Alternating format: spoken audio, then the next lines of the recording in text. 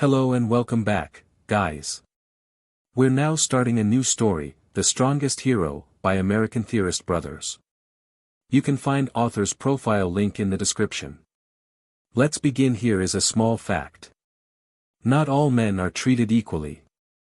I had that beaten into me by Katsuki Bakugo, all those years ago. A person I called a friend, who I respected and cared for. Now, he was unrecognizable, kicking a blue-haired girl for being a villain. "What are you doing, Kaken?" I stood in front of them, keeping my back towards that blue-haired girl. "I'm showing her who's strong here. Not like you would understand that." I felt the absolute malice in his voice, and I felt fear of turning on who was my friend. But then, I looked behind me, to see the blue-annette crying, with bruises along her face. Wait, she's older than me. Why would he pick on her? I didn't know why he decided to pick on her on that day, but I didn't care. I wasn't going to back down. Not for the world. "Kaken. Why are you doing this?" He snickered sadistically, to which I was confused. "Why do I have to explain myself to the likes of you?" For some reason, despite the fear in my heart, my head was already piecing things together. He's not our friend anymore. God, the thought at the time scared me. But what scared me more, was that I would give in to that pressure, and let everyone take advantage of me. My preschool teacher passed me over for just a kid, who couldn't do anything on his own. I'd always have people making fun of me for just being quirkless. But now Katsuki crossed a line. As he was about to reach me, I punched him in the gut, throwing him off of me. He went flying by a few feet, but he didn't move further back. He clutched his stomach, but the atmosphere became so thick that I felt suffocated by it. "Katsuki. Don't do this." "Or what?" He sneered at me while activating his quirk by smashing his hands together. I didn't like that expression on him. Arrogance. "You'll stop me with your imaginary quirk." "Hey, just because I don't have a quirk, doesn't mean I can't be a hero," I yelled, despite my bruised arms and legs. I stood strong, despite me being outnumbered, 3-2, "Give it up, Deku." He sneered again like he was the only person who could ever become a hero. "You will never be able to be a hero. You're worthless." He ran, this time, blinded by rage instead of his ego. His friends now were against me. Now I was alone. Let's be heroes, like All Might. As I was falling unconscious, I remembered that time, when we were, Why am I different from you now? I saw his eyes, looking down at me like I was an ant to him. I remember you and I watching All Might, beating up bad guys. We both promised each other to be heroes. Why do you look at me like that? Like I'm nothing to you. I didn't even register the pain. My mind started to process my loneliness before I could even feel like I had broken any bones. "I'm all alone," I said as I passed out from Katsuki's punch. The next thing I knew, I felt someone else's tears falling onto my skin. I slowly opened my eyes, to find myself being embraced by my mom. She was crying, and all I could do was feel guilty, as I remembered what happened. No. I have Mom. I'm not alone. I remembered the video I watched, asking her if I could be a hero, like All Might. She only apologized, but I just felt useless at that moment too. Just like I did at this moment. I can't do anything to comfort her. After all she's done for me, Izuku, she cried, wailing against my body. For a few minutes we stayed like that. But then, she slowly pulled away from me, clearing her eyes in the process. I saw a new expression on her face, almost reflecting something inside me. "Do you want to become a hero?" "Of course I do," I responded. "Will you do anything it takes to become one?" She already knew the answer to that. My expression hardened, and I just looked at her with all of the willpower and rage I had. I no longer looked like a 4-year-old, with warm, comforting eyes. Now, they were dulled, and the only thing that kept me up was Bakugo's expression. I won't let anyone else feel that weak. Ever again. Yes, I nodded. I want to be a hero. No matter what it takes, Mom. Usually, she'd shrug off my dream, and worry about me. Now, she had no such expression in her eyes. All I saw was pride. She swallowed, but she didn't cry. Instead, she stood up and looked at me like I was twice my age. Let's go. I think I might know where you can achieve your dream. She said, giving me her hand, which I accepted. She walked me to the car, where I had sat in the passenger seat. We drove down, as we left our house, neighborhood, and community. I was going to ask her where we were going, but, as I remembered what she had said to me, I stayed quiet. It was one of the quietest trips we had gone through, and throughout, I just looked back at her. She looked like she knew exactly what to do, just as I did. Eventually, after going far past our home, we saw a small martial arts studio, on top of a mountain. That's a lot of stairs. I looked at the top of the mountain, my mom's hand still holding on to me. Come on, Izuku. Let's go. She looked like she was hardening her own expression, like she was about to send me off to fight a war that she couldn't fight. But I nodded and walked the hundreds of steps to get up to the top of the mountain. Eventually, we walked to the front of the martial arts studio and knocked on the door. At first, we didn't hear anything, which made us worry for a bit. Is he gone? Seconds later, we heard a man saying, I'm coming, I'm coming. Are you a new student? The person gruffly asked as he opened the door a crack. No, I wanted to get my son to join. My mom responded to the man. His eyes widened as he saw my mom, but it quickly fell. How old is he, and does he have a quirk? He asked, calmly. He is 4 years old, and no, he does not have a quirk. Sorry, I can't help you. He closed the door, and my mom immediately pounded on the door again. Please. You have trained people who were quirkless.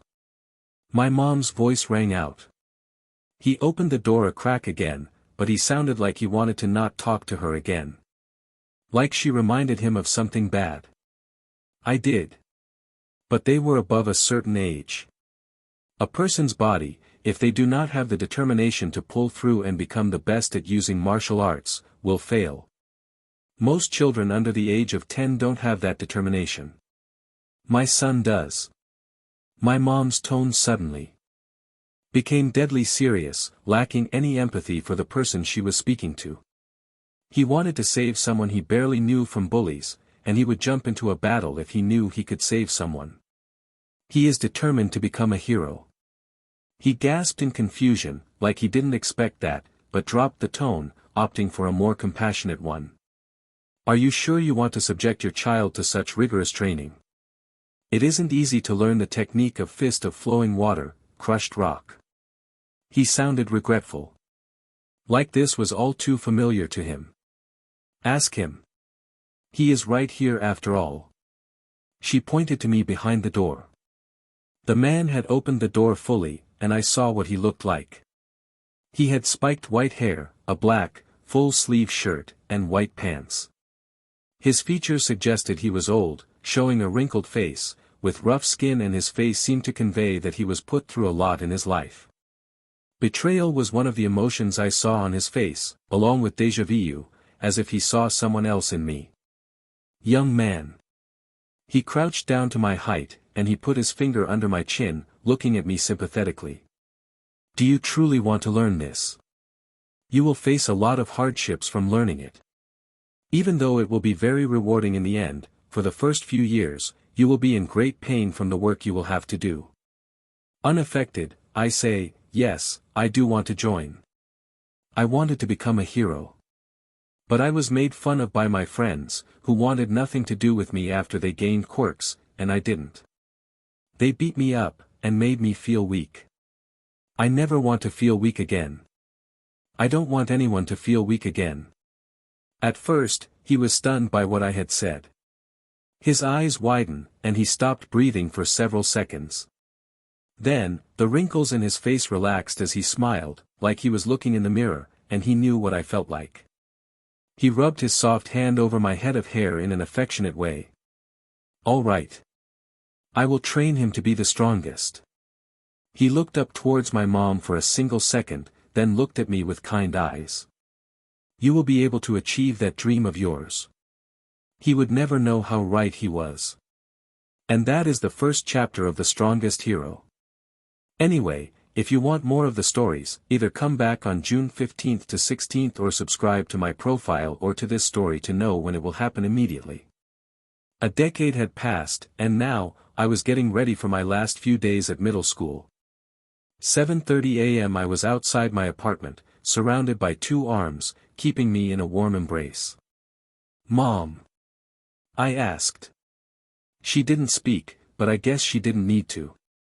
Well done. I felt her say. Thank you for believing in me, when no one else did. My hug conveyed that message to her.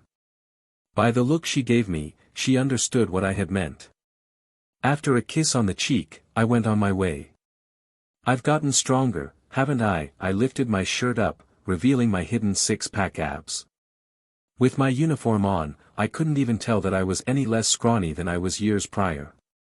But now I knew I wasn't weak anymore. As I walked to the train station, the beach on my left shined, with the crystal-clear waters reflecting into my eyes. Even in the early spring, it looked amazing. That was hell to clean up. I couldn't even imagine it as dirty anymore. Or maybe my mind blocked it from looking dirty inside my mind, almost shielding me from the amount of pain I had to go through in order to clean it. DMN.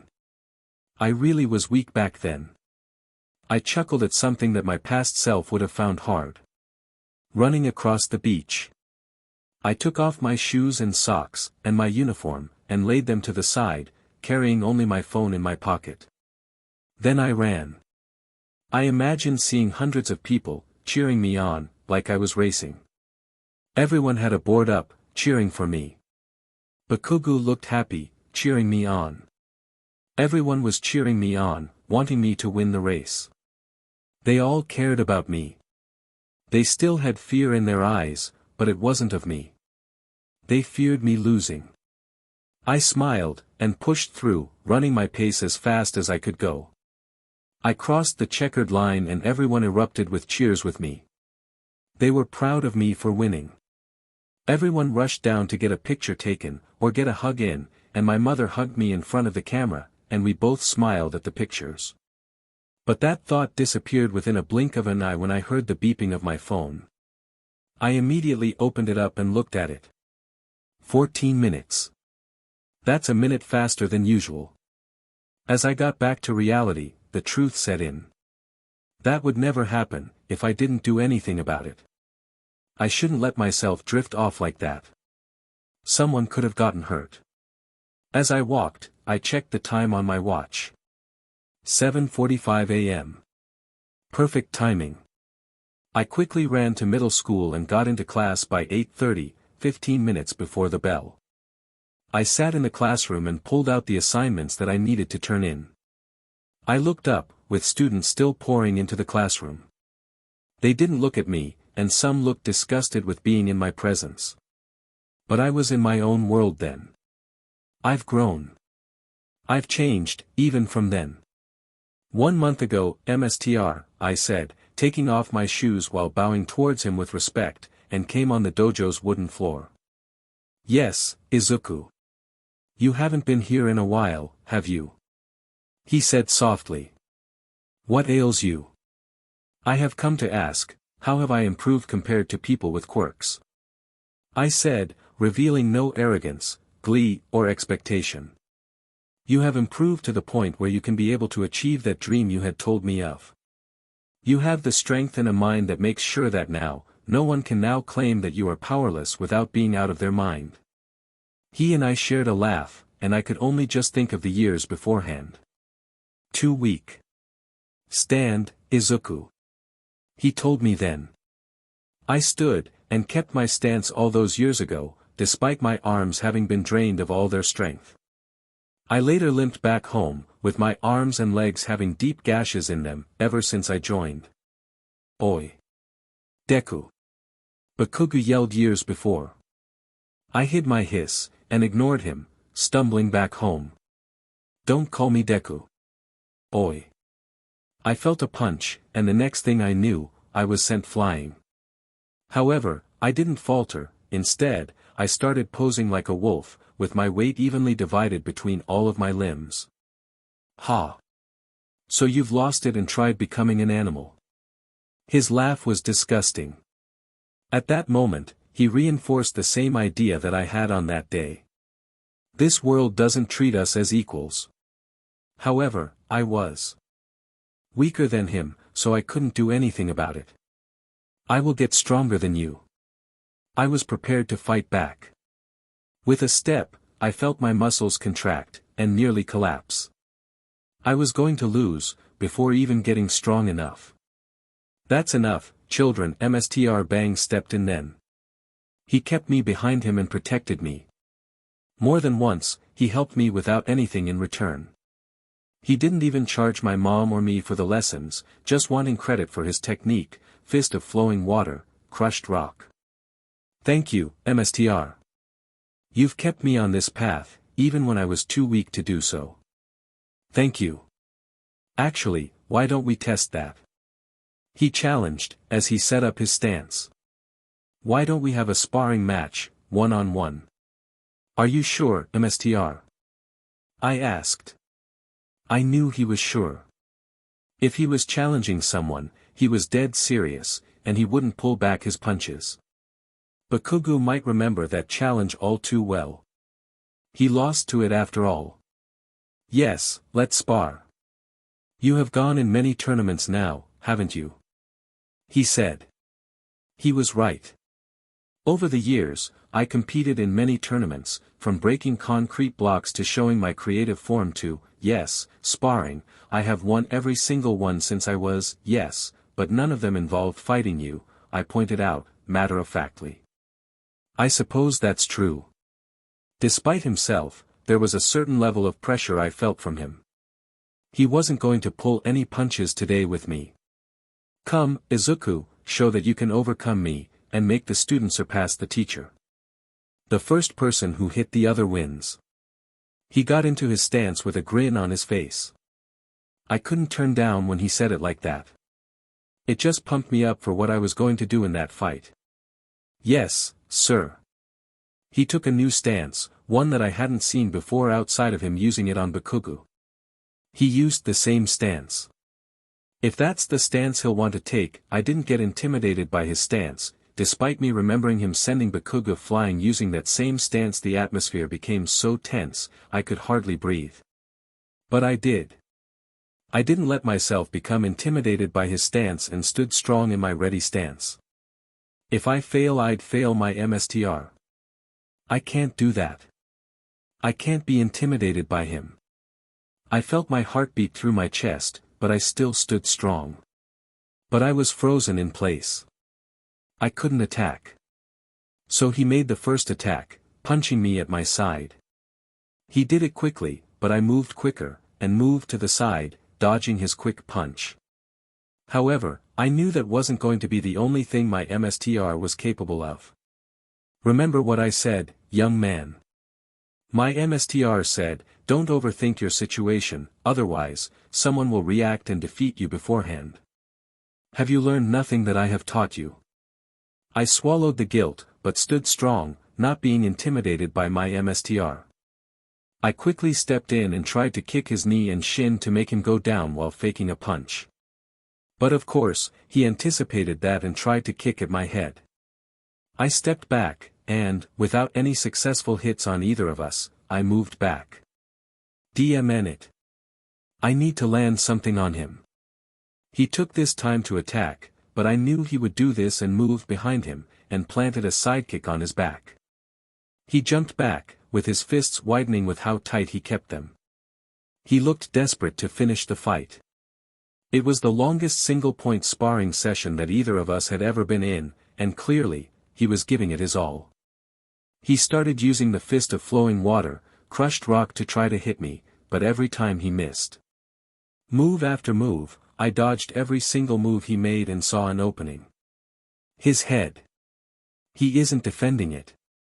I smiled, as I saw an opening from the multiple jabs, slashes, and slices from his hands. I went behind him to try to kick his leg. He jumped over it, and, for the millisecond that he wasn't using his technique, I did a quick jab, to try to get the point, and I landed it. Unfortunately, since I was so hyped on adrenaline from dodging his attacks, the light jab I meant to do sent him flying into the wall, creating a huge amount of dust. MSTR. I yelled. From the dust that was created, I saw a shadowy figure, one in the shape of my MSTR, and he said, "Don't worry, I am fine." That was a strong punch you got there. The dust then cleared, but I saw that his confident face that I used to see from him had shattered, and all that was present was a pained expression. "Sorry, MSTR." I immediately bowed to him. I didn't mean for it to be that strong. Then, I heard him chuckle. I saw his expression change, from one of pain to one of pride. He laughed, a wholesome and kind-hearted laugh, as I looked at him, confused. "Well then, the student truly has become the MSTR," he said with pride, with not a hint of anger or sadness. "That means I have nothing more to teach you, Izuku.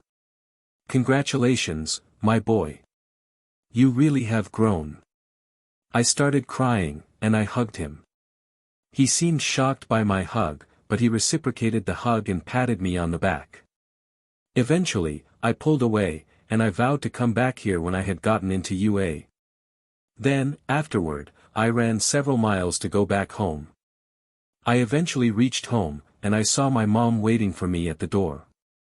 "Mom." "What?" I wasn't able to ask my question before my mother immediately hugged me, softly. Unlike the hug I remember, it didn't feel like desperation, even though she was crying. She felt loose, and, when she pulled away, she was smiling, not a fake one, like the one she would use when I was injured from working too hard, but a genuine smile, one with real happiness and pride behind it. "I heard from your MSTR, and he said that you beat him in a sparring match. You beat the best martial artist in the world." She looked like she was going to cry tears of joy again, with her smile never waning. "I am proud of you, son. At times, I was worried about your health, but I never stopped believing in you. Now, you have become so strong, and without becoming like the people who have hurt you." She then proceeded to hug me tightly for a few seconds, before pulling back. "Hey, for your victory, I will make your favorite katsudon," she said as she opened the door and we both went in. I waited by the table, as she told me to, and she gave me my favorite dish. I said, "Thank you for the meal," and took my time to really enjoy the food instead of rushing to eat it, like I would eat other foods. Katsudon was, and still is, one of the foods that, for me, I ate for pleasure and taste, rather than just eating it to survive and get stronger. I savored the taste of it, along with the smell, and my body relaxed to the food. I finished the bowl of katsudon and asked my mother for seconds, knowing, after this point, I might not be able to enjoy it thoroughly. I finished the second bowl of katsudon and stopped in front of my mom. I smiled and I bowed to my mother, "Thank you, Mom. Both for the meal, and for supporting me." She touched my back, indicating me to stand up, and she hugged me for the final time that day, and said, "I'm your mom. As long as you aren't hurt and you aren't hurting anyone, I will always support you." Those words inspired me, and I vowed, from that day and onwards, to never severely worry my mother. "I assume you all want to be heroes," my teacher said, snapping me out of my thoughts, and, as I saw many other people being excited, I raised my hand determinedly. "Now, excluding Midoriya, you all have wonderful quirks," my teacher said, calling me out, and making everyone chuckle at me. I scoffed and chuckled myself, knowing how little they knew about me. "But make sure you don't use it in school. Hey teach. Don't lump me in with these losers." Bakugo came in, interrupting the teacher and the students. Many of the students didn't look visibly happy, and some even started yelling at him, even though they knew Bakugu's abilities and his anger management problems. "So, you are also going to UA High School?" the teacher said. Everyone exclaimed about how UA was so hard to get into, but I didn't really care. Also, who else is going? Bakugu screamed, with his eyes and tone leaking venom into the atmosphere, while he looked around the room. "Why, the quirkless Izuku is going as well," the teacher said cockily. My teacher threw me under the bus. I sighed as I stood up. However, I know what to expect. In less than 3 seconds, everyone will turn around, and say the words that I have gotten used to by this point. "You can't be a hero." "Screw that. I will become a hero, and no one will stop me," I said with no hesitation, with confidence sparkling within my voice. However, I knew exactly what was going to happen, and I knew no one would take that seriously. In their mind, it was like trying to become the best despite being the worst. Everyone had laughed at that, especially Bakugu. "Oh my goodness, you really are a loser and an idiot, are you, Deku?" he said as he calmed down from laughing so hard. He wiped his imaginary tears off his face and said, "You think a quirkless nobody like you can get into the best school in the nation?" "Yes, I know I can," I said, as a powerful, almost angry aura appeared around me, breaking my stoic demeanor while surprising everyone in the room. "I will become a hero. A better one than you. You're too self-absorbed. You haven't changed in the past 10 years. I have." That said Bakugu, to the point he was using his quirk. Using it, Bakugu sped towards me and crashed through the wall. He broke through it, and destroyed the science classroom next door, and the next 2 classrooms, before stopping in the middle of another class. I looked through it, and I saw everyone look at me. My teacher was said. But not at Bakugu. "Midoriya. Bakugu. Office now." I groaned. But, I reluctantly walked out of the classroom and towards the principal's office, with me crossing my fingers. I sat down, with Bakugu coming later. The principal came to meet with us, and he sighed while looking at us.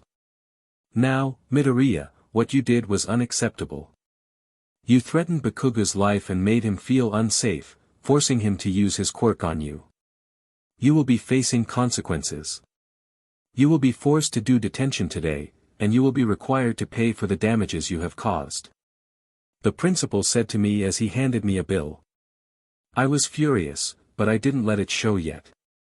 He showed me the bill, and, despite the overwhelming amount of money they asked me to pay, my expression stayed purposely blank. On the inside, I was filled with rage. Because of something I didn't even do, I was going to pay, which would be more than what my mother and I earn over 10 months. All because I spoke out. All because of an insult. I looked at the now mummified Katsuki. He looked even more furious than I was, looking ready to explore the entire building if one bad thing happened. After the principal spoke, he exploded. "What the F are you talking about? Me, afraid of a quirkless nobody? Are you a—" He stopped as his mom came after hearing what happened to him, presumably. "Brat. You are picking on weaker kids again. How dare you hurt Izuku again, after he didn't touch you?" Ms. Bakugu stormed in, already letting out a yell so loud, that it could shatter eardrums. "Ah. Hello Ms. Bakugu." He looked at her, entering the office at the right time. He didn't even flinch to her yelling. "Though, what do you mean?" "Well, principal, from what I know, Izuku would never hurt, nor threaten, a person's life. Even if he did, he's quirkless. You think that people without a quirk would be able to even hurt someone else's life, much less someone with a powerful quirk like my son?" I hated what she said. Her looking down on me. But I stayed silent. It was the only way I could get out of it. She also didn't know how strong I had gotten. The principal considered her words. "Well, that is a good point, but why would Bakugu attack him if he hadn't been aggravated or attacked? My brat over here, he likes to think he is superior to everyone else, and whoever doesn't listen will be made sure that they. She suddenly looked at me, scanning my body for recent cuts and burns.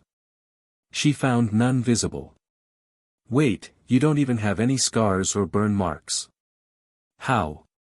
He tried attacking me, and I moved out of the way. He plowed through several classrooms with his attack. She rubbed her temples like she wanted to prevent an incoming migraine. How you were able to dodge this brat's attack is beyond me, but the important thing is that none of you are hurt. She dismissed my strength like I was weak. I swallowed my anger because she didn't do it out of malice, just ignorance. But it still didn't sit right with me. I will pay for any of the damages. This brat was the one who caused it, so I will be responsible for it, said Ms. Bakugu, as she slapped her son for the bill. I guess you are right, Ms. Bakugu. Izuku, you are still going to be in detention. I was still angry, but I knew if I questioned it anymore, would end up with heavier consequences. Okay, you two are dismissed to your classes. I left the office shortly after. Oi. Izuku. Meet me after detention.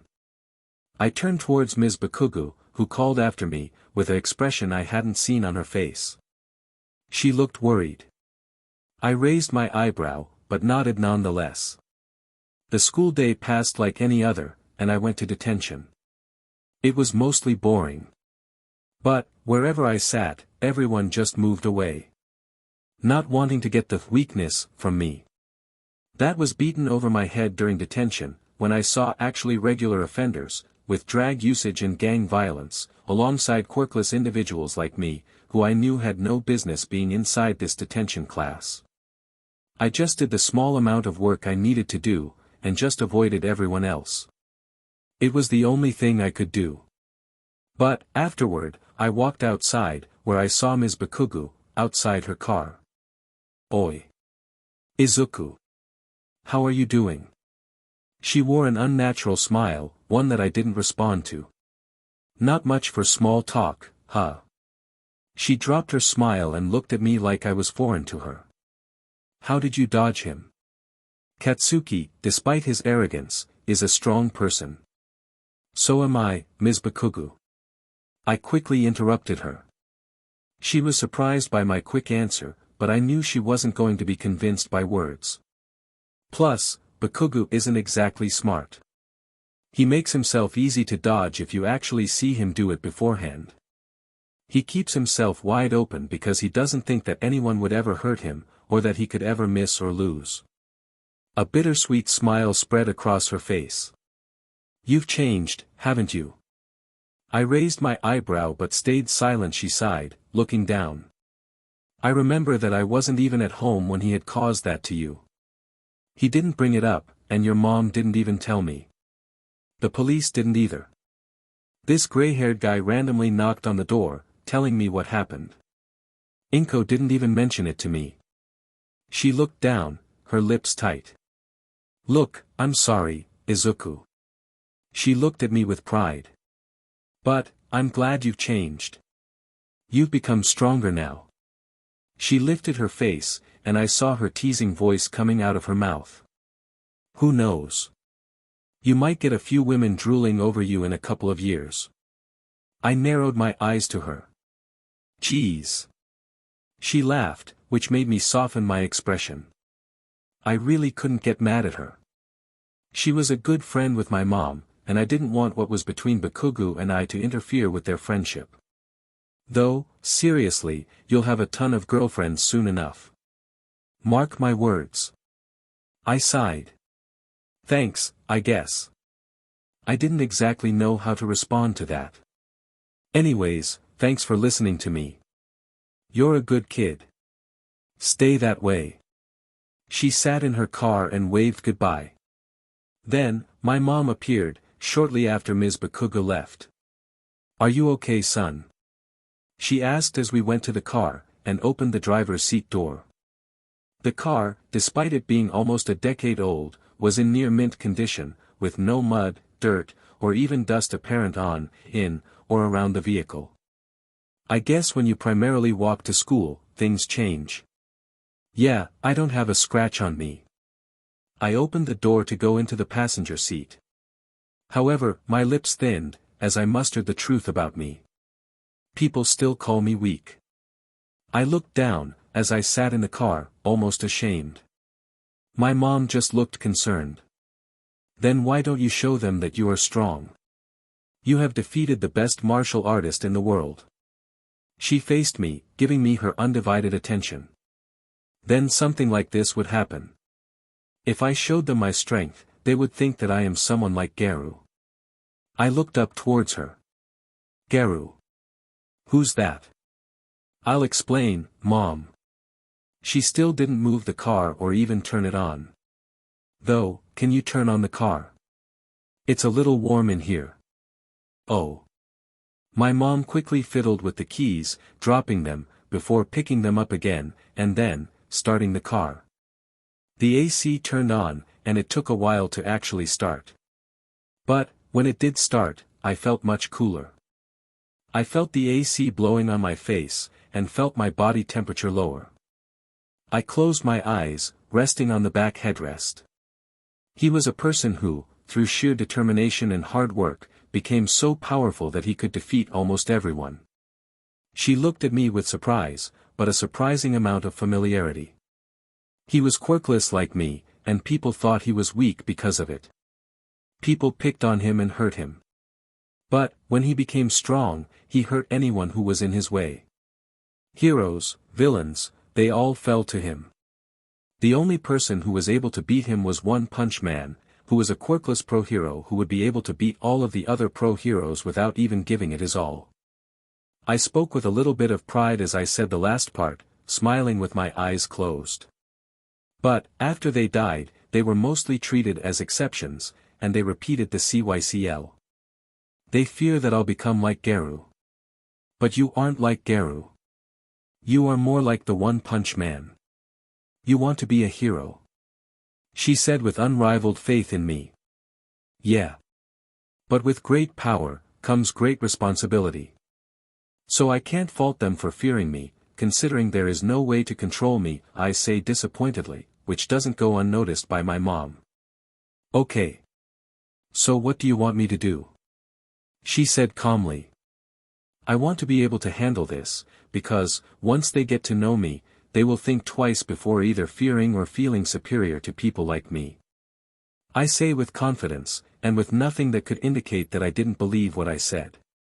She laughed as she drove out of the school. I had a feeling you would say that. That is one of the reasons I love you. Yeah, I love you too, Mom. She pulled out of the parking space, and I just rested against the seat.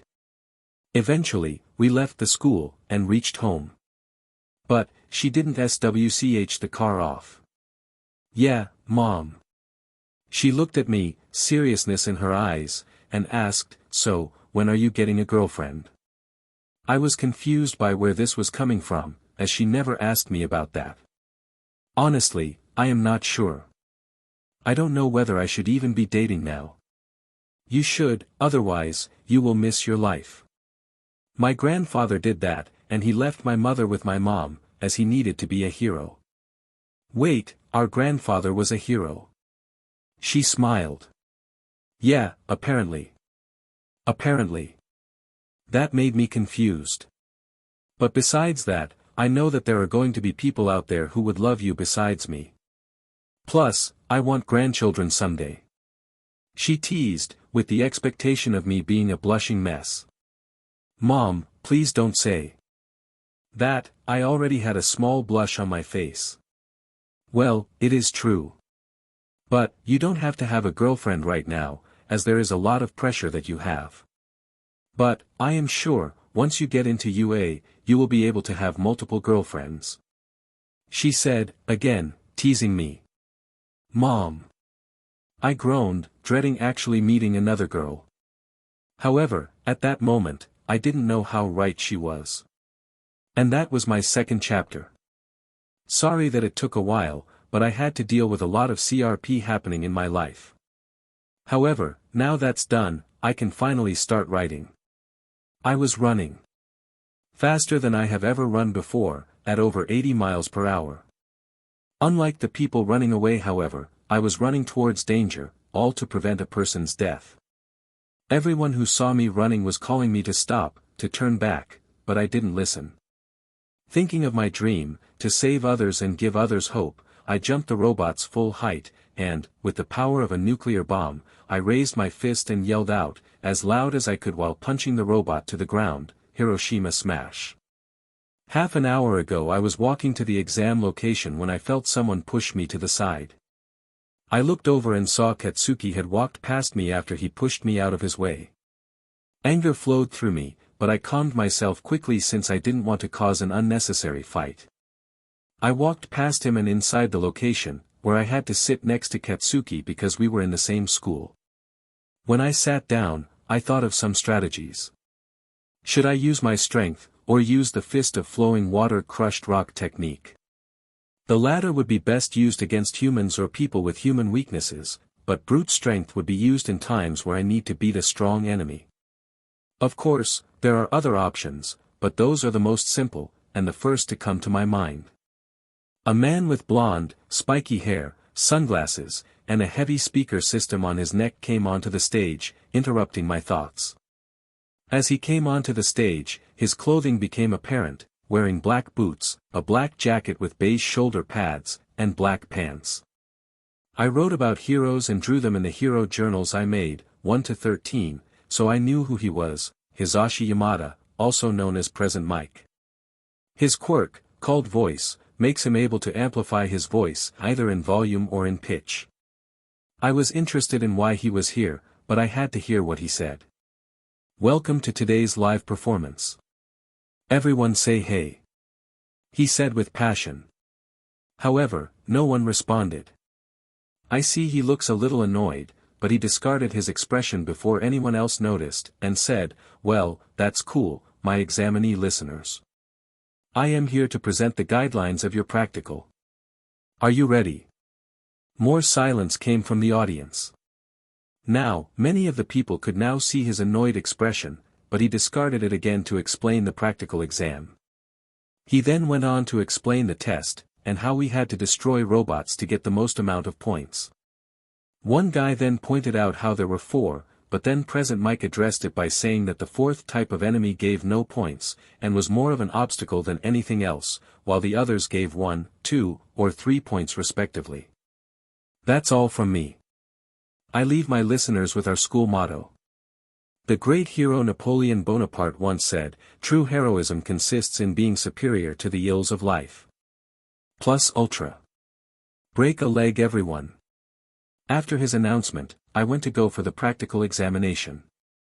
I remember that the test consists of us fighting robots in the replica of a city. However, it's to scale, so I would need to move significantly faster. It looks as big as the city back home, having wide streets, several stories high buildings, and other things that the city I lived in had, so I know that I would have to push 60 miles per hour to go across the city quickly.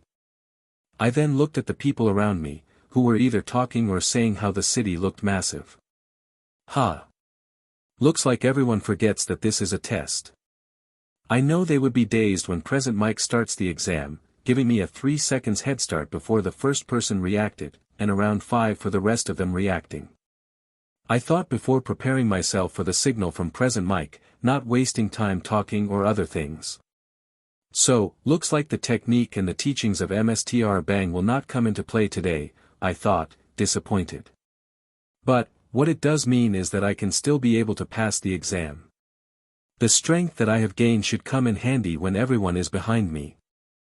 I remember standing up for that one kid who was being bullied by Katsuki and thought of all I have gone through to get here. I smiled, temporarily weakening my stoic demeanor. Everything that I have done has come together to this moment. Now, I can't disappoint everyone. Mom, Mr. Bang, they're counting on me. I was now ready. Present Mike then said, "Go," surprising everyone except me. I ran, 60 miles per hour, and beat up every robot inside in 3 seconds, causing a temporary shock from the exam takers before they suddenly realized what was happening. 1-pointers, 2-pointers, 3-pointers, they all fell down as soon as I saw them. I jumped off the sides of buildings, punched through them, and kept going. Every time I destroyed a robot I felt an enormous amount of power flowing through me, and right now, I wield the power of Garu. After a significant amount of time had passed, and after I destroyed most of the robots, I began to calculate my score. Wait, 80 points. That's higher than I thought I would get. How strong can I be? As if someone had read my thoughts, one of the 0-pointers showed up. Many people ran away from it. I was going to avoid the 0-point robot in particular until I saw someone was trapped in the way of the robot. She was a brunette, she had a round face, and she, at that moment, looked terrified. Her legs were crushed under rubble, and she couldn't move. I knew I had to save her. She looked scared. She has the same look I had when I was defending that kid against Katsuki. Her life may end before it has begun. I have to save her. Otherwise, what kind of hero am I? I said a slightly altered quote from All Might, there is nothing to fear because I am here, before running to the robot using my strength to make the multi-story high robot crumble. I punched so hard that I went through the robot. I was going to fall into one of the buildings and possibly get injured, but I quickly realized what was happening, and rebounded off of one of the buildings on an angle, so I wouldn't absorb the full amount of force, and, even though the building would be weakened, it wouldn't fall. I rebounded against a few buildings, before making it safely on the ground, not totally unscathed, but I had no injuries. I then looked at where the robot once stood. The 0-pointer, once towering over everything, now laid on the ground in pieces. Then Present Mike has said the test has finished. After I had seen the girl with her legs under the rubble calm down, I offered her my hand to help her up and sincerely asked, "Are you all right?" She looked up, and, for a second, I saw her blush. I was confused until I realized that, in my act to save her, my shirt had been torn apart, and she was looking at me shirtless. Ignoring my pounding heart and slight embarrassment, I asked again, "Are you okay?" She then shook her face and said, in a sweet voice, "Yeah, thanks to you." She then accepted my hand, then tried to stand up without using me for support, but then immediately, her legs and ankle buckled with the bruising on it, and she began to fall down. I grabbed her by her arms before she could fall, and gently placed one of her arms around my neck and shoulder to support her. "Sorry if this makes you uncomfortable, but I have to get you to the nurse, and you clearly aren't in a state to walk. Is that okay?" I turned my head towards her. She then nodded her head, blushing again, as her face turned heavily pink as she probably realized how close she was to me and faced away from me. "Huh. Where's the nurse?" I finally looked at the people around me. Everyone's jaws were wide open, and they looked stunned. I didn't know whether that was bad or good. Then, the people taking the test said, "How did you do that? How were you able to take down that 0-pointer?" With no sympathy, and with some venom in my voice, I said, "The answer is simple, because I actually did what a hero is supposed to do, save people from harm, regardless of the situation.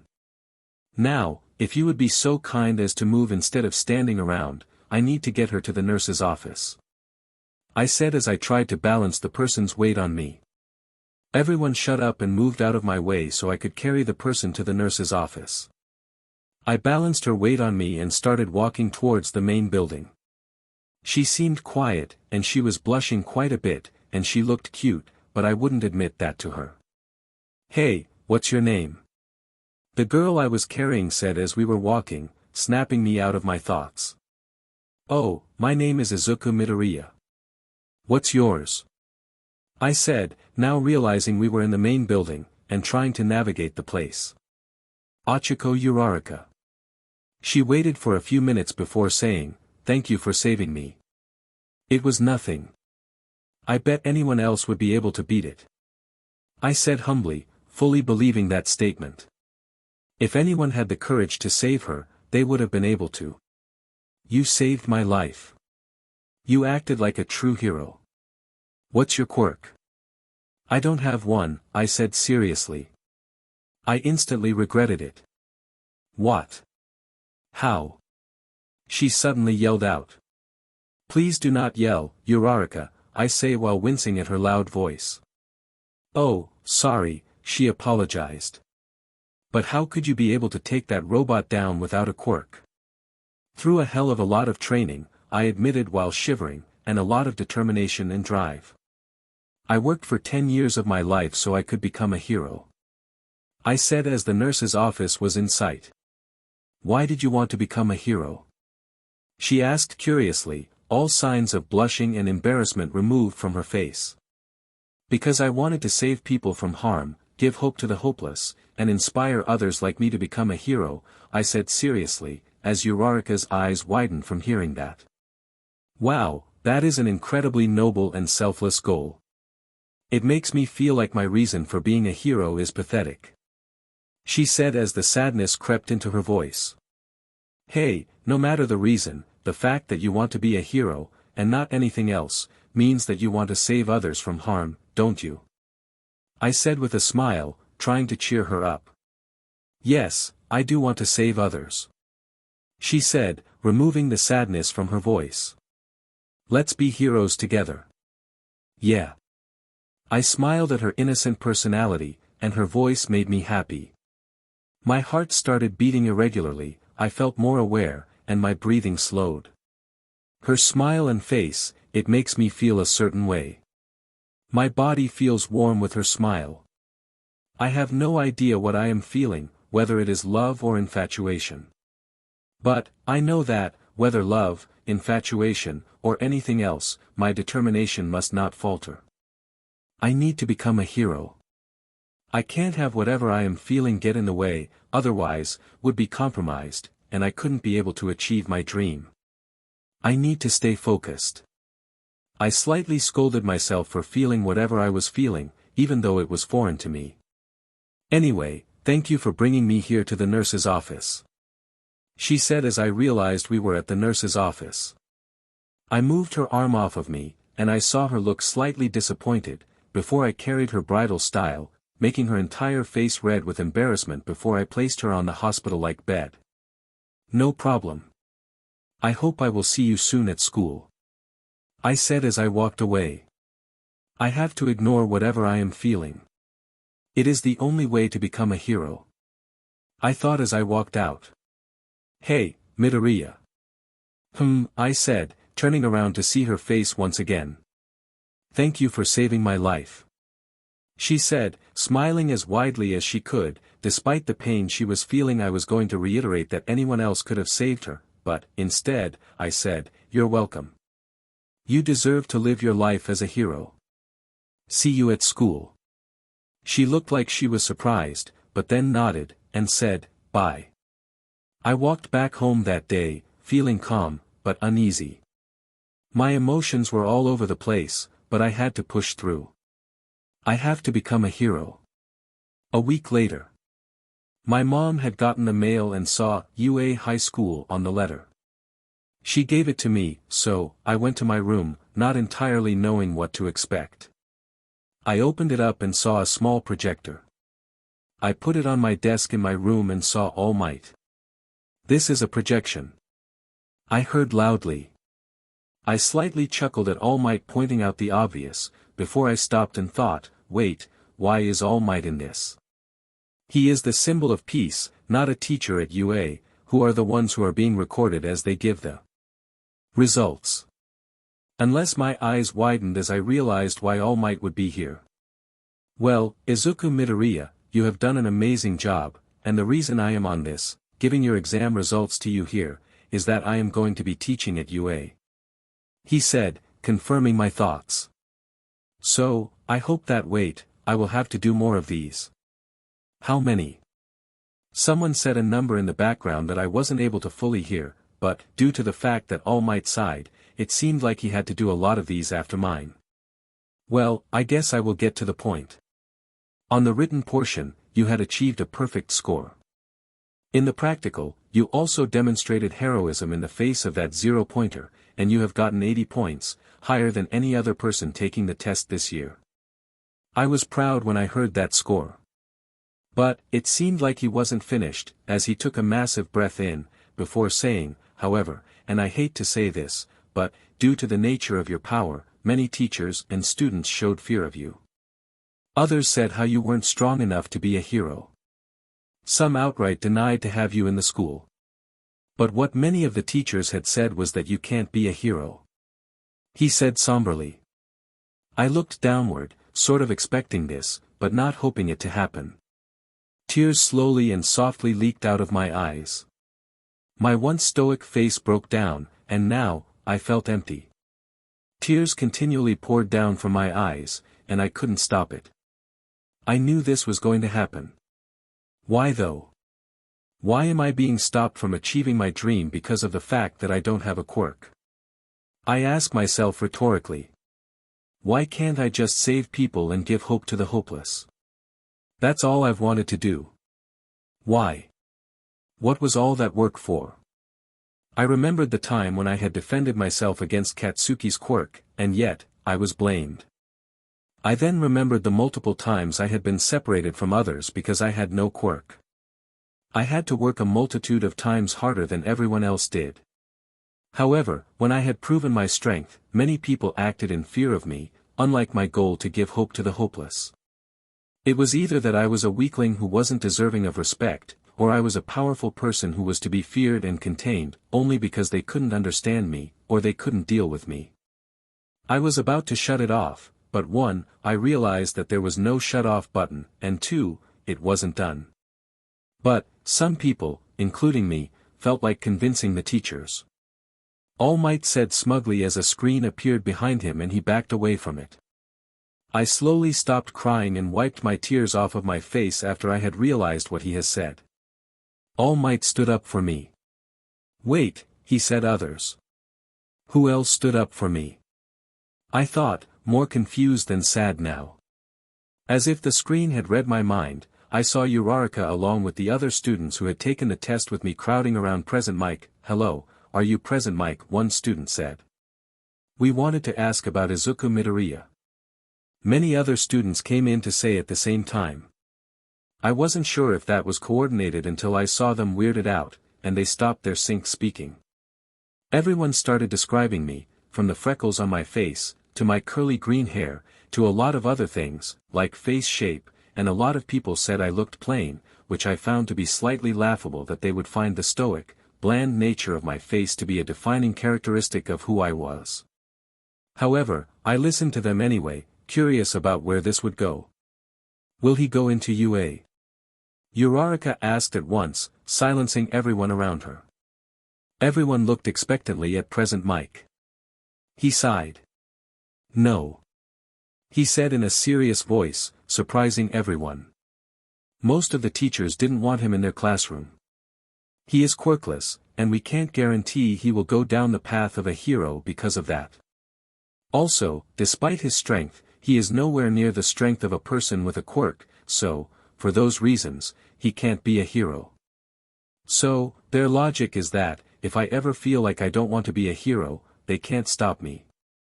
Why would they obstruct my dream and my work just because they don't know if they can control me?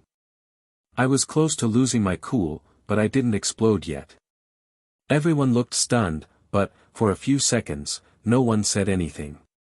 Well, Uraraka came in, sounding serious. If he can't be a hero, and if he isn't strong enough, then I don't deserve to be one either.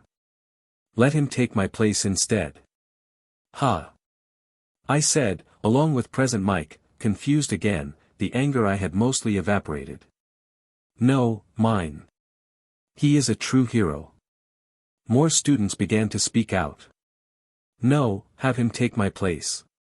He is nobler than I could ever be.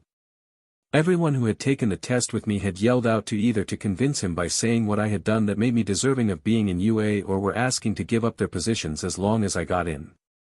Present Mike looked overwhelmed with the number of people supporting me, while I was inspired by the overwhelming amount of people who had sided with me, regardless of what they had been told. All these guys, despite the amount of hatred I showed them, they have sided with me. I should definitely apologize to them. I felt guilty for what I had said before. I have a 200 IQ, I should act like I am that intelligent. But, the person I will need to thank, feelings aside, is Uraraka. Maybe I am blinded by infatuation, but she has stood up for me, inspiring others to as well, when no one would have stood up for me otherwise. I also have to make sure that I surpass their expectations of me. I need to make sure that I deserve their fight for me. Then, All Might came behind Present Mike, resting his giant hands over Present Mick's shoulders in the video and said to everyone, if a quirkless person like young Midoriya can inspire and save people, then who are we to turn them down? That would go against everything we have stood for. So, with that in mind, Izuku Midoriya is allowed to go to UA if he has a high enough score on his practical and the writing portion. Then, the video stopped, and then, All Might came in front of the screen, almost eclipsing it with his torso. And you did. Not only did you get the highest score in this year's practical test and written test but, because of your actions, you have gotten extra points. That 0-pointer was a test, and it was seen to test the resolve of the future heroes. We awarded people who had stopped at rescue points. You were the only one who stepped in. So you have gotten an extra 70 points, 10 from each of our 7 judges. With that, you have the highest score of that is 50 points higher than what I had achieved. So, congratulations Izuku Midoriya. This will be your Hero Academia. I was crying again, except, instead of tears of sadness, it was tears of joy. Finally. All that work was worth it. Now, I can become a hero. I thought happily. I went outside of my room by opening the door, and I said, Mom, I got in. She then proceeded to hug me tightly, with me enveloped in her. She gave the best hugs, giving me what I needed emotionally, even if she didn't know it. Thank you, Mom, for supporting me. After I had hugged her, I went to bed, remembering all the people that had fought for my place in the academy. It made me smile, even though I knew that not everyone would support or had supported me. I need to make everyone proud. I may be quirkless, but that won't stop me from becoming the strongest hero. Izuku POV I was getting ready for my first day at UA Academy, while my mom was making sure I had everything with me. I woke up early so I could prepare, and I made sure that my tie was correctly tied. My mom, instead of hugging me, complimented me on how I looked, and then pushed me out the door, then closing it after I was out of there. As I went to UA, I then remembered my first meeting with All Might. I remember that time when I insulted him on the beach, and how he turned that insult as a motivation to become a better hero. Maybe I went a bit too far. Then again, what would he have done if I hadn't said what I had? 3 months ago. At the beach, I was running along the beach that I had cleaned up when I saw someone I didn't expect. Who is that? He has blonde hair, sullen eyes, and he slouches quite a bit. He doesn't remind me of anyone I know, but this beach isn't owned by me or my family, so he could be anyone. I was about to shrug it off. However, he then surprised me by saying my name as I passed him. Izuku Midoriya. I registered that about a second after passing him, my eyes widened in surprise, and it took 10 seconds for me to stop. I was far enough from him that, if he was a powerful villain, I could prepare for his attack, but close enough that I would be able to hear what he is saying. Who is he? I ran at 60 miles per hour, and he didn't flinch. Granted, that isn't my top running speed, but that is faster than most cars are allowed to go. This guy might be serious.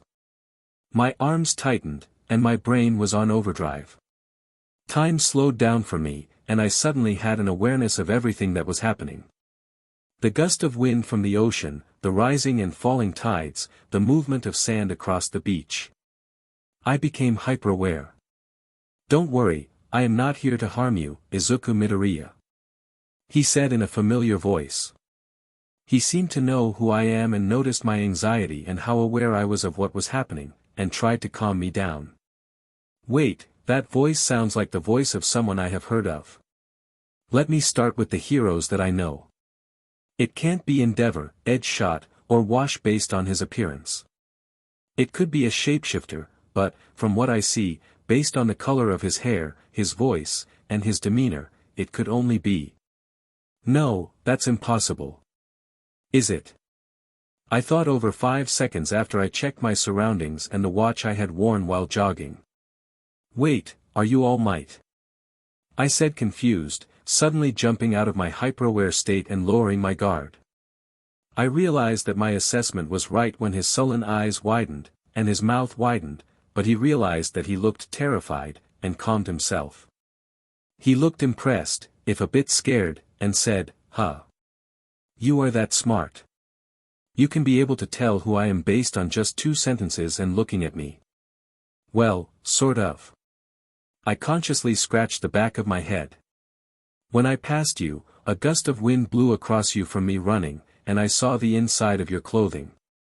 The size doesn't fit you, and the clothing has All Might's civilian name on the inside of them, so unless you somehow were able to steal All Might's clothing, which is unlikely, you are All Might.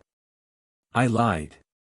I looked into his shirt, but I didn't see the name on the inside of the shirt, and I didn't know whether I should tell him my full intellect and my full power, even if he is my idol.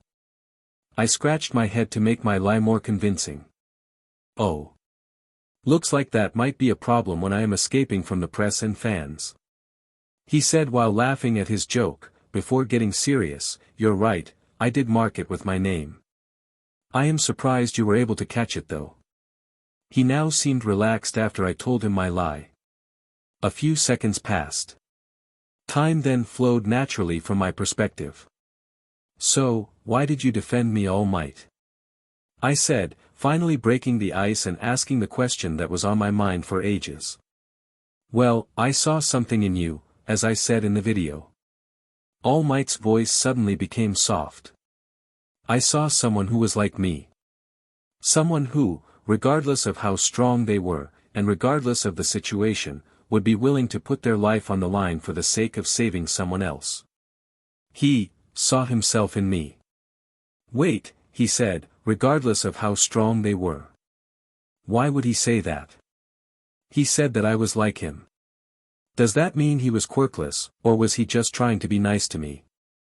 "It may be the latter, so let me ask a few more questions. But, was there any other reason that you vouched for me?" He then sighed and looked at me sadly, like he was worried about what he would say next, and if he could trust me with a secret. "I was quirkless, like you. I faced the same thing you did, only I didn't experience discrimination through schooling." I nodded for him to elaborate. I then saw him then look away from me, before saying, with despair and pain laced in his voice, "I don't have a quirk, and I never did. I'll explain it later, but I can't tell you now. I don't know how people would react if they knew who I am." "Wait, why?" "This would give so many people hope to become a hero. If the strongest hero is quirkless, this would mean that anyone can become a hero, quirkless or not." I said, slightly angry at why he would leave his quirk status a mystery. "So many quirkless people commit suicide every day. Thousands of quirkless people die every week, with seemingly no limits, because many of them weren't allowed to learn how to defend themselves.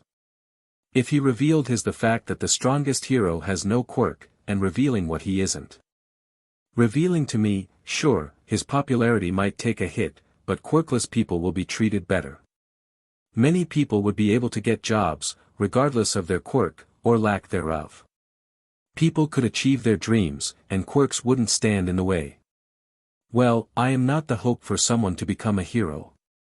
I didn't become this strong through a mundane exercise. I didn't do 100 push-ups, 100 sit-ups, and 100 squats, and a 10 kilometers run every day for 3 years to become this strong without a quirk. I made sure that my exercise routine couldn't be followed by anyone because I can't be a hero if I would depend on others. I am the hope that there is one person is out there, who will save people, and bring justice to the wicked." "Well, then you are a crappy hero then," I say, making me stop with trying to speak to him as someone I idolize. I realized that he needed to change, and I, through my words, needed to show that to him. "Excuse me." All Might then shifted to his more powerful form. He towered over me, with his muscles capable of destroying a building. I didn't flinch. I looked up towards him and said, "Putting so much on yourself means that you are the breaking point of all of Japan. A strong one, but a breaking point nonetheless. What would happen if you couldn't save everyone, or when you faced someone who could beat you? What then, huh? The entirety of Japan, no, the world, would be wiped out if you weren't around because you can't inspire people to defend themselves. I said, trying to make my words tower over him, forcing him to listen. I need to speak my mind to him, otherwise, the world around us would face certain doom if he couldn't save it. Since he is a person of power, he could make sure that the world would be safe without him. If only I can convince him. He sighed again before shifting to his less powerful form and looked downwards while saying, "You are right. I know that. I know I have to change, but I know that some people can't defend themselves, while I can defend everyone." I still didn't stop my harsh attitude, and I still needed to convince him to do what I say. Well, look at me. I am quirkless, and yet I got a higher score than you when you went to UA. I wasn't a huge outlier. I was average 4-year-old, who tried their hardest to become strong, learning martial arts, how to control myself, and everything else that I needed to learn. I took in a breath, which I also used to collect my thoughts and to let the words that I said sink in before saying, yes, not everyone has the drive to become a hero. However, that doesn't mean that you can shun the people who do and prevent the fighting and heroic spirit that is common in true heroes.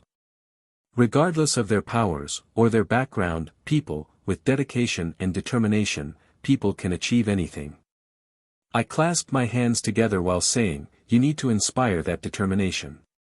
Anyone and everyone, I said while spreading my arms out wide, representing the people around the world, can have the drive to work hard if they can be inspired.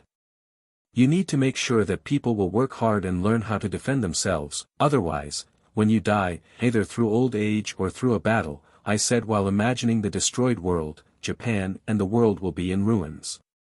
He then smiled sadly, showing a man whose entire life had just been put into question by me. Ha! I can't believe I am saying this, but you're right. He sighed sadly. Seriously, you are right. I need to become an inspiring hero. He then started to chuckle, but somberly, not the warm and joyous laugh that I had heard. You are only 14, and yet, I feel as if you are already a better hero than I am at my 40s. You are a true hero. He then proceeded to sit down on the beach in front of me and looked saddened, like he was contemplating his death, and the pressure he had put on himself. I then felt a little guilty at what I had done. Come on, maybe the criticism was warranted, but not at this time, and not to the person who got you into the school of your dreams. I mentally scolded myself. All Might, I am don't be, All Might said, interrupting my apology, before sounding inspired, you have said exactly what I needed to hear. I need to become an inspiring hero for all those that live, and I need to become a better hero before I die. Wait, die. He can't be dying, can he? I suddenly became worried before All Might silenced me by raising his hand in his deflated form. 5 years ago, a strong enemy did this to me. He then proceeded to lift his shirt. I saw his chest, which didn't look defined and tough like I imagined it to be, but it looked rather bruised, and his side had a gash in it from the outside, outlined in his skin. My respiratory system was nearly destroyed, and my stomach was removed, and I have wasted away because of the aftereffects of the surgeries. I can now only do hero work for 3 hours each day. Wait, 5 years ago. My eyes widened as I remembered what happened that year. When you fought Toxic Chainsaw 5 years ago. He did this to you. 1. Good job, you did your homework on me, and 2. No, that lowlife could never be able to defeat me. He then proceeded to stand up. When he stood up, he said, this was never made public. That is, I asked that it not be made public. The symbol of peace who saves people with a smile must never be daunted by evil. He then looked away from me, and looked at the buildings near the beach, saying, the reason I smile is to stave off the overwhelming pressure I feel. A pro should always be ready to risk his life. He then turned towards my direction but didn't look me in the eye, as if he was afraid. Like you did. You risked your life to save that girl, even though you didn't know her. That is true heroism. But you knew what you were getting yourself into, and you knew yourself into. Unlike me, who just rushed in without a plan against a much stronger enemy, and acted recklessly. He then looked me in the eyes, full of determination and said, "Young Midoriya, you can become a hero. You will become a better hero than I ever was, and I will make sure that I will act as the hero the world needs me to be until my time comes to an end." Ever since then, he put careful attention in making sure that he could encourage people, regardless of their powers, to become heroes. Even though he was entrusted to be the symbol of peace, he still wanted to make sure that people would be able to defend themselves by encouraging them to take a stand. And to save people without him around. Some people asked why he started to do this, while some said that All Might was trying to make the people around him safer. While his sudden actions did increase his positive popularity, even more than it already was, it had little positive effects on the actual crime rate. However, it did reduce the number of people who had died every day, as more people had come to martial arts studio, including MSTR Bang's studio, to learn how to defend themselves. From what MSTR Bang had said about the students, who were mostly quirkless people, it seems people like me won't be known as the weaklings for much longer. While All Might's change wouldn't drastically reduce suicide rates from quirkless people instantly, it would encourage the quirkless people who haven't given up on life yet to become heroes. It would also make a better infrastructure when he lost his quirk, and when Endeavor would be the #1 hero. Plus, this means that discrimination, while it will still exist, won't be socially accepted, because I won't be the only strong quirkless person who has gotten into UA. That is a big deal for the world and people like me. I thought as I went inside the massive school, with the words UA plastered on the entrance of the school. I took my time to soak in what I was doing here. This is not a dream, and, thanks to the support of the students who saw me, and All Might, I am now able to become a hero. Sure, I had a plan to become a hero without UA, but, this was my original plan, and I am glad that I am keeping it. I smiled as I went into the building, where I had to find my classroom, hoping that I wasn't late. Now, I have to find my classroom. 1A, 1A, 1A. I then stood in front of the door of my classroom, which had a sign on the top of it that said 1A on it. The door was about twice my height, and about 3 times as wide. However, I wasn't intimidated but inspired to open the door to my classroom. I hope I can get the chance to apologize to some of the people who stood up for me. I thought as I opened the door. Then, I opened the door and found Katsuki putting his feet on the desk, while another student was lecturing him. "Remove your foot from that desk." The other student said, "Such an action is insulting to those who came to UA before us as well as the craftsman who made this desk." The student looked familiar, but I couldn't place where I met him. Wait, he was one of the people who stood up for me on the exam to present Mike. I should apologize to him. I thought, but, for some reason, I wanted to see how Katsuki would react, so I stood where I was. Like I care. "What middle school did you come from, you extra?" he said rather harshly. The student, stunned, said, I'm from semi-private academy. My name is Tenya Ida." Oh, so that's why he was unfamiliar with rude people not listening to him. He must be shielded from people like Bakugo. Then it hit me. Wait, Ida, like Tensei Ida. The hero ingenium. So that's why he looked familiar. He looks very similar to his brother, excluding the glasses. I thought while analyzing Tenya. Sumai. He said with an evil grin. A stuck-up elitist then. I should blow you to bits. You're awful. Do you wish to become a hero? He said, with a hint of disgust in his voice. I chuckled. You should know by now to never judge someone based on where they are from, or what group they're a part of, but based on their actions, and who they are. I realized I said that out loud, and, surprisingly, Katsuki didn't try to kill me. Instead, he scoffed and put his feet down on the floor. I was surprised, to say the least, but everyone else was even more surprised by my words, and how I could make Bakugo listen to me. Wow, so manly. I heard a guy whisper. I saw the source of the sound, which appeared to be a guy with red hair sticking out of his head. He looks a little plain looking. I heard a girl whisper this time. She had green hair and a froggy smile plastered over her face. I can hear you DMNIT. Katsuki said, shutting up everyone's conversation. Ah, Midoriya. I heard a girl's voice again, only this time, it was much more familiar. I turned around, only to see Achiko Uraraka in a school uniform. We became friends, but I had forgotten to ask her phone number so I couldn't talk to her. She looks pretty cute in the school uniform.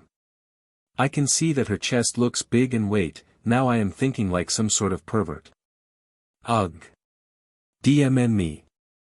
I scolded myself again for feeling this way. You got into UA. Just like All Might said.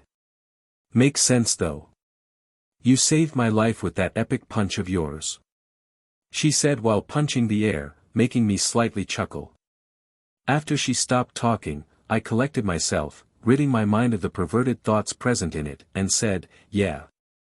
I probably wouldn't have gotten into the school without your Ida's, and the other exam takers' help. They might not have let me in if it weren't for you guys, so thank you Achiko. I turned around to Ida and to the other people who stood up for me, and thank you Tenya and everyone who helped me get in. I wouldn't have been able to get in without you guys and All Might. Everyone was stunned by how humble I acted, but what they were more surprised was that All Might had supported me. The people who weren't in the same environment as I had their jaws to the desk. But, before I could be asked any questions by the students, I heard someone behind me calmly say, if you're here to socialize, then get out. I turned around, along with Achiko, and saw a man inside a caterpillar-like sleeping bag. He looked as if he hadn't slept for days. He then proceeded to SEK on a juice pouch, while saying, this is the hero course.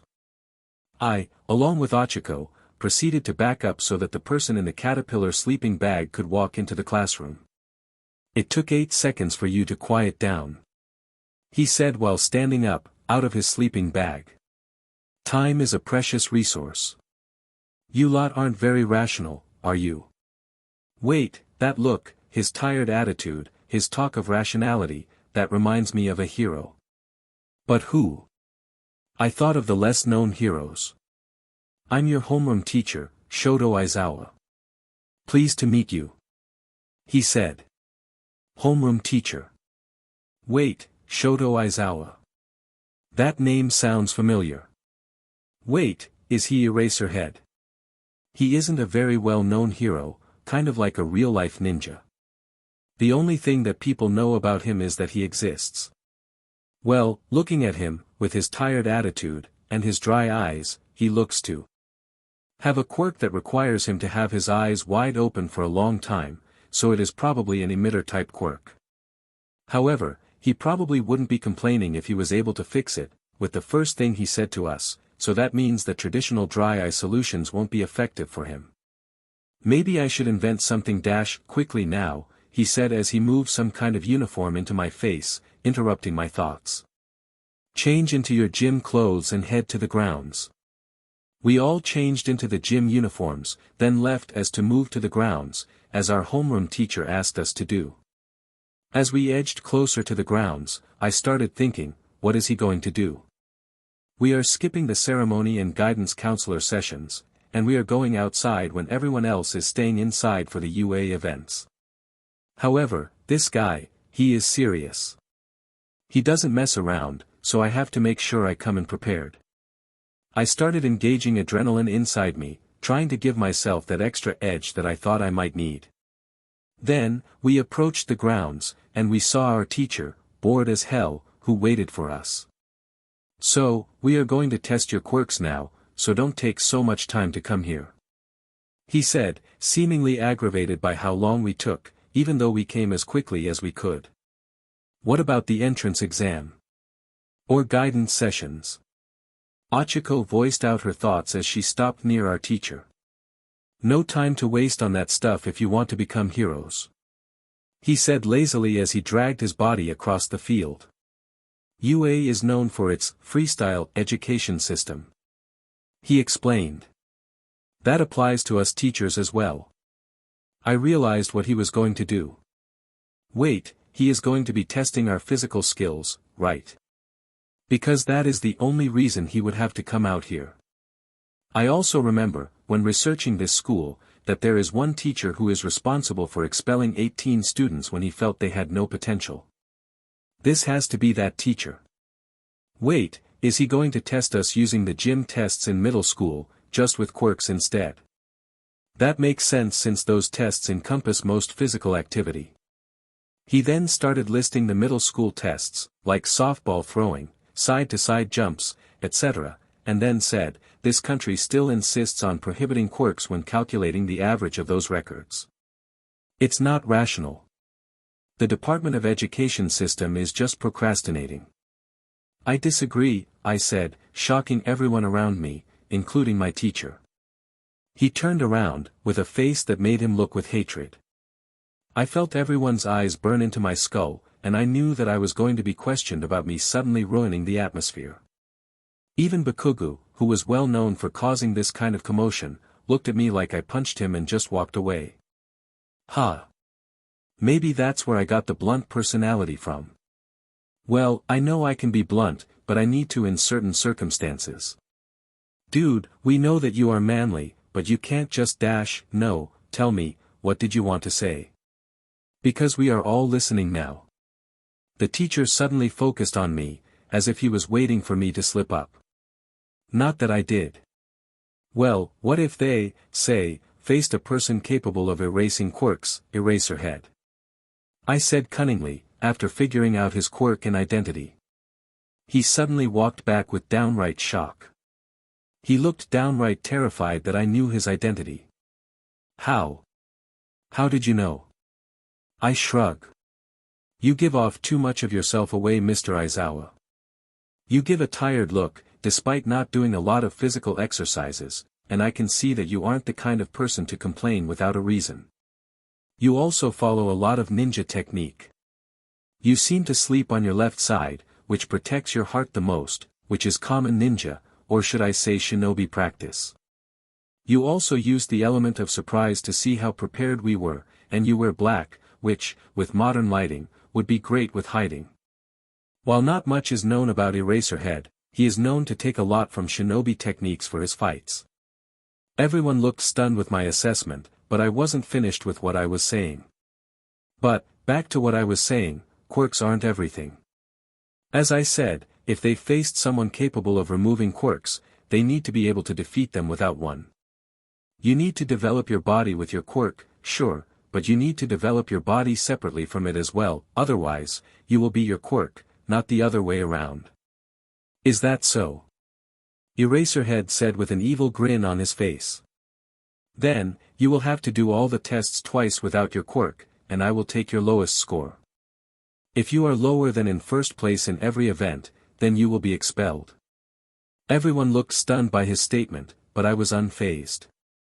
Okay, so when can I start? I say confidently. Everyone looked incredulous at me and my calm attitude. Now, actually, he said, unfazed by my attitude. It was as if he knew I would fail. What was your score? Half a kilometer. 5 meters to be exact. Everyone had their jaws to the ground as if they expected a lower score. Now try again, with your maximum strength. He said, hearing no sympathy come from his voice. He wants me to go all out, huh? Well, might as well try. I tightened my muscles, concentrated some of my strength into my right arm, and threw it as high as I could. I have to set an example. If I am going to be a hero, that means being able to speak my mind and be able to change people. Some people need only words, while some need actions. I need to show that I am not just talking. I put my fingers on the center of the ball, gripping it with my fingers. I felt the wind blowing in my face, the grass being blown around, and my face became serious, and I said, right before throwing, referencing an old hero I admired, killer move serious punch. I made the ball accelerate to the speed of sound in 1 second. I threw it with enough force to send the ball to another continent at the speed of sound, but I contained the force in front of me and to the surrounding air to prevent casualties and to prevent the entire building behind me from collapsing. However, when I turned around, I realized it wasn't enough.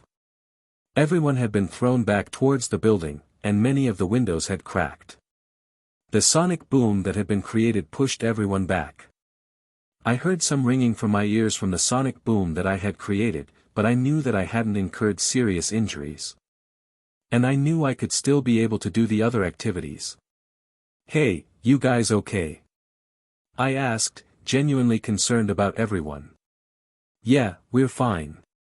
Mr. Aizawa, how far did Izuku throw?" Ochiko said while getting off the dirt and grass off her uniform. "Well, he threw it to America. Island, to be specific," he said calmly. He showed me the counter, which said 8,803,112 meters or 112 kilometers, which was about 5,470 miles eastward. He showed it to the rest of the students. "What the hell?" all the students said. Meanwhile, Melissa POV, I was walking around the island after school had ended that day as I took in the beauty of spring.